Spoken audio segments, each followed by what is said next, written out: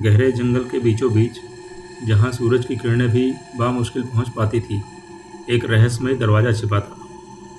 यह कोई साधारण दरवाज़ा नहीं था, बल्कि सोने से जड़ा एक भव्य द्वार था, जिस पर चमकते रत्न जड़े हुए थे। कहा जाता है कि इसके पीछे थी स्वर्ण नगरी, एक ऐसी जगह जहाँ हर चीज़ सोने की बनी थी, लेकिन कोई नहीं जानता था कि वहाँ तक कैसे पहुँचा जाए। एक दिन 12 वर्षीय आरव को अपने दादाजी की पुरानी किताब में एक गुप्त मानचित्र मिला। यह नक्शा स्वर्ण नगरी का रास्ता दिखाता था। आरव की आंखों में चमक आ गई।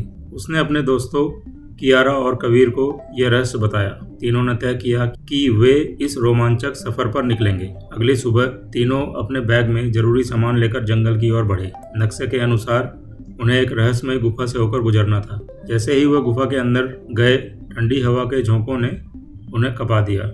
अचानक दीवारों पर अजीब चमकने वाले चिन्ह दिखने लगे। कबीर ने कहा, यह संकेत हो सकता है, इन्हें ध्यान से पढ़ना होगा। आरव ने गौर किया कि उन चिन्हों को जोड़ने पर एक वाक्य बना, सिर्फ सच्चे दिल वाले ही स्वर्ण नगरी में प्रवेश कर सकते हैं। तीनों ने एक दूसरे की ओर देखा और आगे बढ़े। थोड़ी दूर जाते ही रास्ता दो भागों में बंट गया, एक अंधेरी सुरंग और दूसरा कांटों से भरा रास्ता। हमें किस ओर जाना चाहिए? कियारा ने घबराकर पूछा। आरव ने नक्शे पर दोबारा नजर डाली और कहा, हमें कठिन रास्ता चुनना होगा। कांटों के रास्तों पर चलते हुए उनके पैर घायल हो गए, लेकिन वे रुके नहीं। रास्ते के अंत में उन्हें एक विशाल सोने का दरवाजा मिला, जो अपने आप खुल गया। जैसे ही वे अंदर पहुंचे, उनकी आंखें चमक उठी। पूरी नगरी सोने से बनी थी। सोने के पेड़, सोने के मकान, यहाँ तक कि पक्षी भी सोने के थे, लेकिन वहाँ कोई इंसान नहीं था। तभी एक धीमी आवाज गूंजी, स्वागत है बहादुर बच्चों। उनके सामने एक अदृश्य आकृति प्रकट हुई। उसने बताया कि स्वर्ण नगरी कभी एक खुशहाल राज्य थे, लेकिन लालच के कारण यह एक श्रापित नगरी बन गई। सिर्फ वही इसे मुक्त कर सकते हैं जो लालच से परे हैं, आकृति बोली। तभी अचानक कियारा को दूर महल की छत पर एक और मानचित्र दिखा, जिस पर एक गुप्त दरवाजे का निशान था।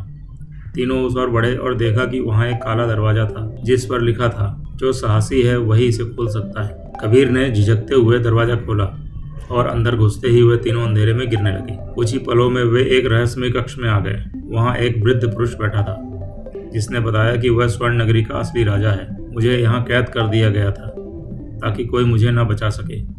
राजा ने उन्हें एक जादुई दर्पण दिया, जिसमें वे देख सकते थे कि कैसे लालची मंत्रियों ने इस नगरी को श्रापित किया था। आरव ने सोने की वस्तुएं छूने की कोशिश नहीं की।